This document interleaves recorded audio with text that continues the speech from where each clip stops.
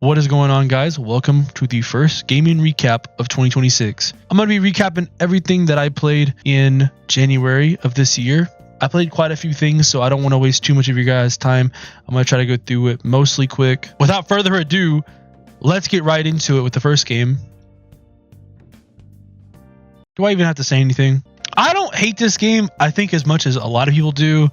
But this game fucking sucks. This is one of the first games in a long time that I dropped because I'm like, I don't want to fucking play this. It's actually awful. Most of the time, even if I'm not enjoying something, I will go through with it just to see, like as a commitment thing. I want to see what the ending is. I just don't give a shit what the ending is on this. I played it on hard mode too, so maybe that's affecting my view on this game, because if you've never played Knack on hard mode, everything one taps you. It is genuinely miserable. This game was my purgatory at the start of this year. Knack is definitely a flawed game, but I still like it for some reason. I think Knack is such a silly little dude. Like, look at him on the back of the game case. He's so silly. Funny enough, I want to come back to this eventually and play it like on normal mode so I can maybe have a decent time with it. The story was all right. It wasn't really that exciting either, though. I just think it's like shit. Unfortunately, I have to buy Knack 2 because I want to collect all of the PlayStation exclusive games. So one day I'm gonna have to go into a store, see Knack 2, and pull out my debit card and actually pay for it. That is the scariest thought to me ever, because eventually I will have to do that. Moving on to Elden Ring Nightreign, man. Holy fuck, they was hating on this game, but they just haters, because this game is awesome. Take one of my top 10 games and take one of my favorite genres, put them together. Of course I'm gonna like it. Elden Ring Nightreign is one of the funnest games I've played in a long time, okay?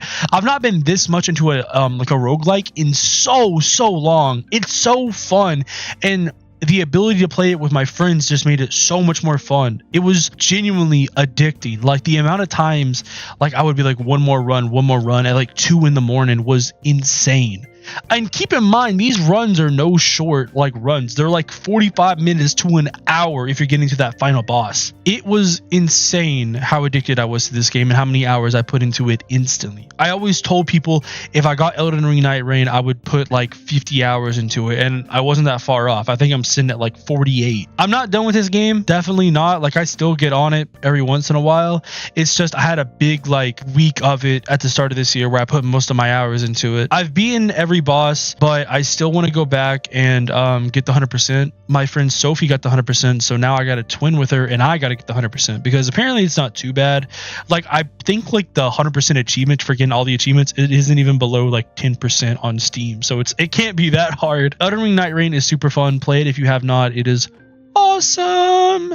Definitely if you like roguelikes and Elden Ring. Moving on to Little Nightmares 2. I don't really have much to say about this. Story-wise, I don't know what the fuck is happening in the stories. I just know TVs are bad and the Hat Man is cool and bad at the same time. I really don't know. What I can say though is I thought the music was really nice. I thought the aesthetic was really nice. The world building was really nice. I like this one a lot more than the Little Nightmares 1. I'm not really the biggest fan of Little Nightmares 1, but I do really like this game. Little Nightmares 2 was really fun. I really like the Hat Man. I think the Hat Man like is the reason I like this game so much, funny enough. I just think he's so cool. Like, I feel like some of the bosses are like antagonists, I guess you could call them, would be a more fitting name. They're kind of try hard with like trying to make them scary, but the Hat Man is just the Hat Man and he's just chasing you. I thought that was so much scarier. Like, I like that so much more, that kind of horror. So yeah, I just called him a whore, by the way. Little Nightmares 2 is awesome. You should definitely check it out. Maybe play Little Nightmares 2 before 1, because I think it's a prequel. So yeah, check out 2 first. I want to replay 1 because maybe playing 2 will make me like 1 more. I'm not really sure. I'll get into it eventually though, because I have that like enhanced edition of Little Nightmares 1 for my girlfriend because she loves these games. So maybe I'll check that one out, get a new experience there with some new graphics and stuff. We'll see. Moving on, got a platinum here, little Man Mission Impawsible. Growing up, I loved Captain Underpants, and I think it's so cool that the man who made the Captain Underpants made Dogman, and now that is blowing up. Like, Dogman just got a movie last year. It's selling. It has like 16 books in the series. I have some of them behind me if I scoot over. There they are. I just think Dogman's awesome, and it's kind of like a nostalgia thing because, you know, Captain Underpants was what I had growing up, but I think Dogman is also really silly. Maybe I'm too old to be into this Dogman shit. I don't really give a fuck. I just think it's awesome and really cool, okay? I don't care. But the game is, oh, my camera shaked. But the game is very simple. It's not really anything too special. It's just a platformer game. I do think later on through the game, like, you get abilities. I think the abilities are really fun. Every character has about like 2 to 3 abilities, I think, and they use the abilities quite often. So you're kind of swapping in between the characters frequently. You have to kind of remember like what their abilities do and like where they're best utilized. So I wouldn't say it's a super simple platformer, but it's pretty easy to get through. You could probably beat this game in like a day or two. But if you try to play it for more than 2 hours, the fucking game gives you a prompt to go outside or make a comic book. What the fuck? Now let's talk about a platinum that I got that I fucking hate. Pac-Man World 2 Re-Pac. Oh my god. Before I shit on this platinum trophy, I want to say this. This game is awesome.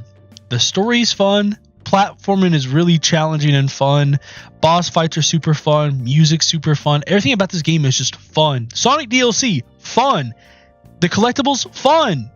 I love this game so much.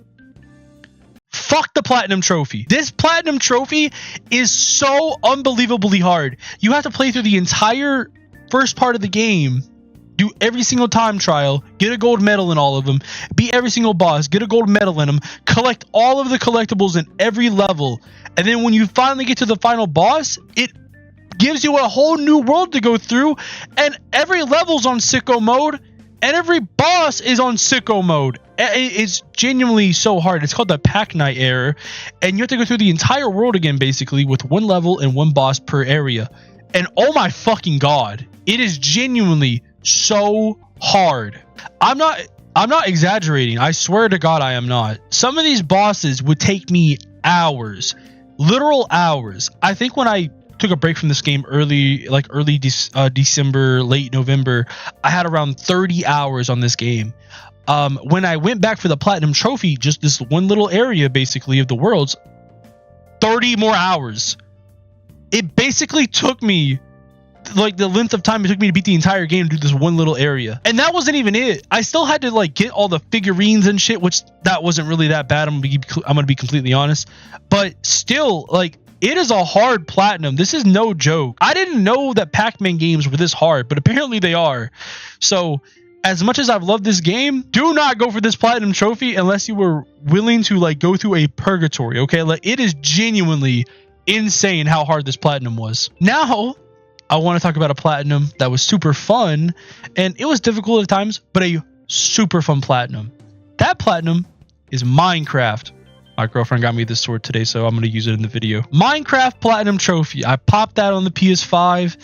Man, this was one of the most fun gaming experiences I've had in a really long time. Minecraft is one of those games that I have no introduction for. You know, everybody's played Minecraft. Everybody has, you know, been around the block on this game. But man, I'm gonna tell you guys, this platinum trophy was super fun to get. It's super simple, super straightforward. You basically just have to beat the game and do a couple side things. But man, I had never beat Minecraft. Every time I play Minecraft, I kind of get to like the nether and I just quit. You know what I mean? I don't really go any further into the game. I kind of just quit.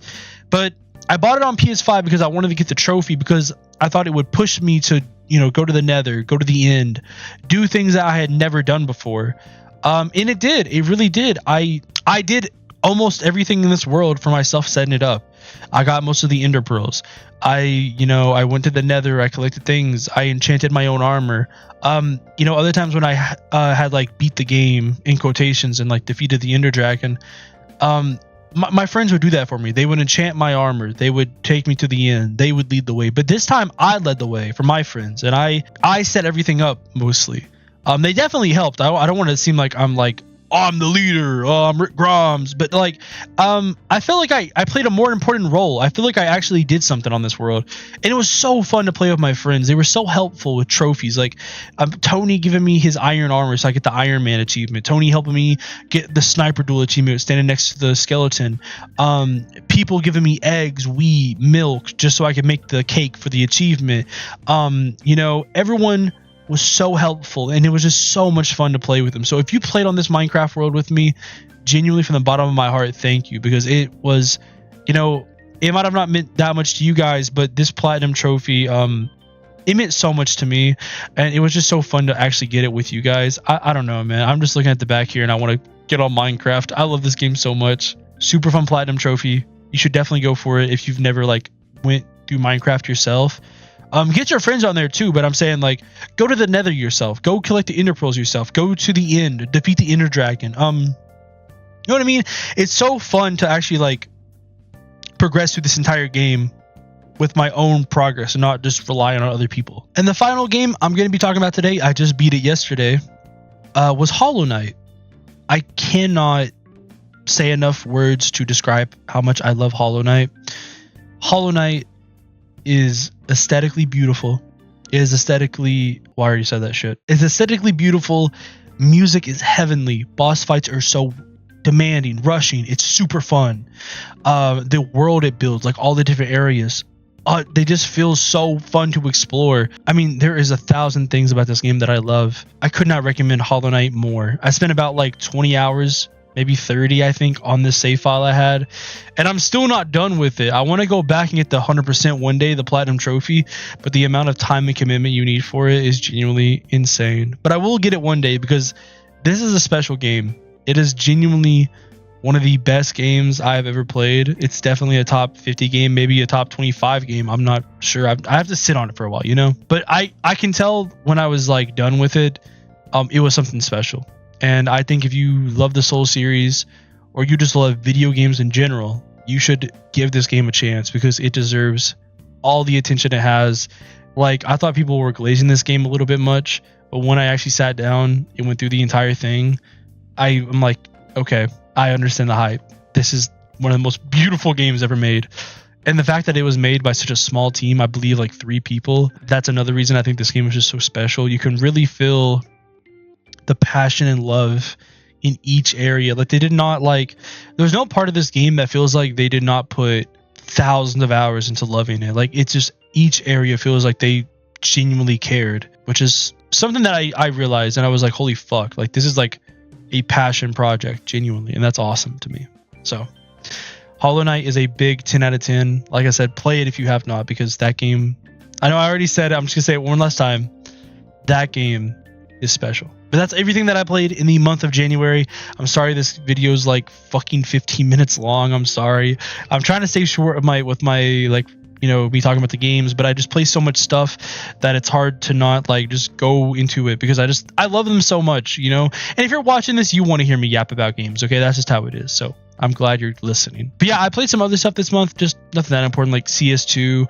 I started Jack and Daxter, and I'm going through it right now. I'll talk about that in the February gaming recap because I'm going for that platinum trophy. But so far, that game is really fun. I really like the characters. They're kind of silly. The gameplay is super fun. I just like games that like give you stuff to collect, and that game has a lot of trophies based on just collecting the shit. So it's a perfect match for me. I'm about to start Donkey Kong Bonanza soon. I'm so excited to play that, man. I love Donkey Kong, and I've not played a Donkey Kong game in so long, so this is gonna be really, really special to me and really, really fun. But yeah, that is everything that I played in January. If you enjoyed this video, please consider giving it a like or a comment. Any interaction helps so much. But just in general, thank you for watching to the end. That means the world to me. I hope everyone is staying safe and warm. There's a lot of snow outside right now for me. I don't know about you guys, but there's a fuck ton of snow out. So just stay safe, stay warm, and just have a good rest of your day, night, afternoon, whatever time you are watching this, okay? Stay blessed, stay gaming. I'll see you guys in the next gaming recap. I'll see you in another video. But, you know, this is gaming recap, Grayson, okay? I'll see you in the next gaming recap, okay? Love you guys. Peace.